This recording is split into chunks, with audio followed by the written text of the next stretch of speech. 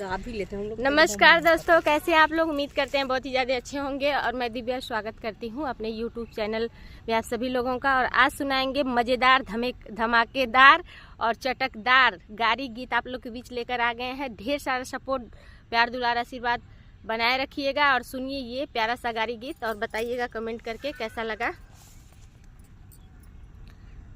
बैगन के पाती हरी हरी, बैगन के पाती हरी हरी, बैगन के समधी के बहिना गुरु लगे जाए, गुरुदेव लगे जाए। समधी के बहिना गुरु लगे जाए, गुरुदेव लगे जाए। गुरु दिहले आशीष, लड़का हुई है 10-20। बैगन के पाती हरी हरी, बैगन के पाती हरी हरी, बैगन के अगुआ के बहिना गुरु लगे गली, गुरुदेव लगे गली। गुरु दिहला आशीष, लड़का हुई है 10-20।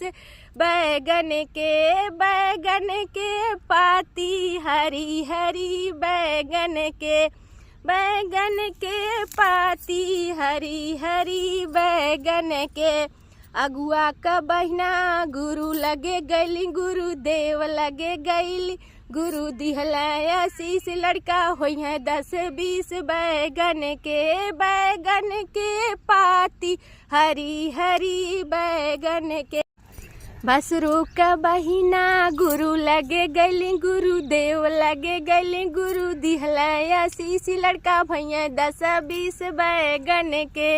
बैगन में पत्ती हरी हरी, बैगन के पत्ती हरी हरी, बैगन के अगुआ के बहिना गुरु लगे गली, गुरुदेव लगे गली। गुरु दिहला आशीष, लड़का भैले 10-20। बैगन के पाती हरी हरी, बैगन के पाती हरी हरी, बैगन के कुलवर्ती हवन के बहिना गुरु लगे गली, गुरुदेव लगे गली। गुरु दिहला आशीष, लड़का भैले 10-20। बैगन के पत्ती हरी हरी, बैगन के। तो कैसा लगा ये गीत कमेंट करके जरूर बताइएगा।